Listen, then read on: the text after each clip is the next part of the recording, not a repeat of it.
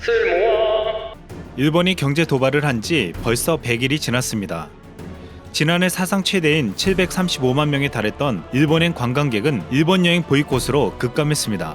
올여름 휴가철에서 7월에서 8월까지 일본 생산 유발 감소액은 3,500억 원이 넘는 것으로 나타났습니다. 이 수치는 한국의 감소액보다 무려 9배나 많은 규모였습니다. 일본 불매운동으로 불티나게 팔리던 일본 자동차 판매량도 60% 가까이 줄었고 일본 맥주도 거의 퇴출되었습니다.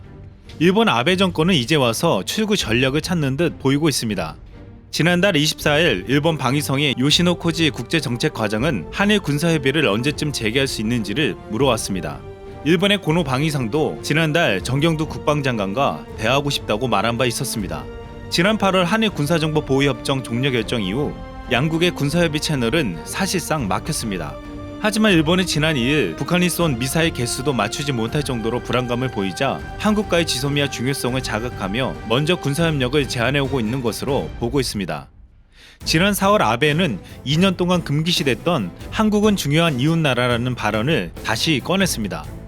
과거 아베는 연설 때마다 항상 한국을 중요한 이웃이라고 발언해왔지만 문재인 대통령 취임 뒤에는 한 번도 사용하지 않았습니다.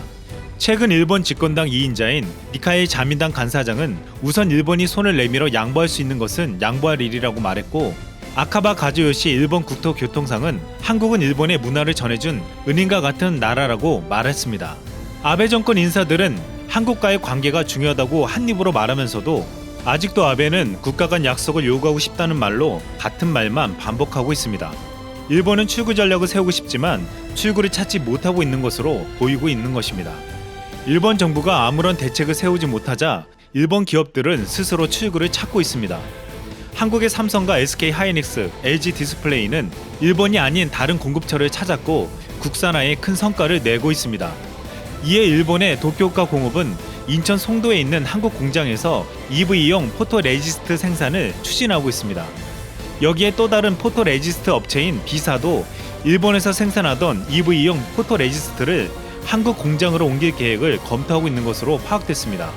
불화수소를 수출하는 모리터 화학공업은 연내 중국 합작 공장에서 고순도 불화수소를 생산해 한국에 출하하겠다고 했습니다.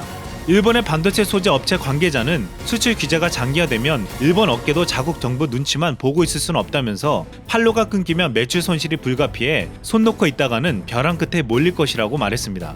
일본 아베 정권과 우익 세력은 언론과 방송에서 혐한을 조장하며 한국에 대한 여론을 악화시키려고 하고 있지만 그마저 쉽지 않아 보이고 있습니다.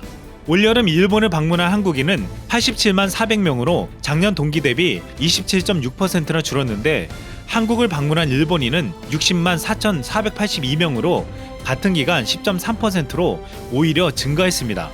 8월 방한한 일본인 증가는 역대급이라고 조사되었습니다. 이는 일본 내 K-팝과 한국 드라마의 인기가 여전하고 20, 30대는 정치에 민감하지 않기 때문인 것으로 보고 있습니다. 호사카 유지 교수는 일본인들 중 50%는 정치에 관심이 없다고 말한 바 있는데 이 결과가 그것을 보여주고 있습니다. 또한 최근 일본은 도쿄올림픽을 앞두고 원치 않는 삼성전자에서 5G 장비를 공급받기로 했습니다. 일본 정부는 중국의 화웨이를 공급 대상에서 배제하기로 결정했기에 5G를 구현하려면 한국 인프라에 의지할 수밖에 없었습니다.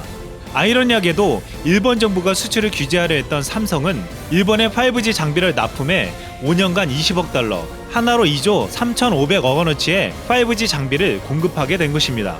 지금의 일본 아베 정권은 한국과 관계를 개선할 수 있는 능력을 갖추고 있지 않지만 일본 기업과 일본 국민들의 움직임은 아베가 말한 것처럼 한국이 중요한 이웃임을 보여주고 있습니다. 이상 쓸모왕이었습니다.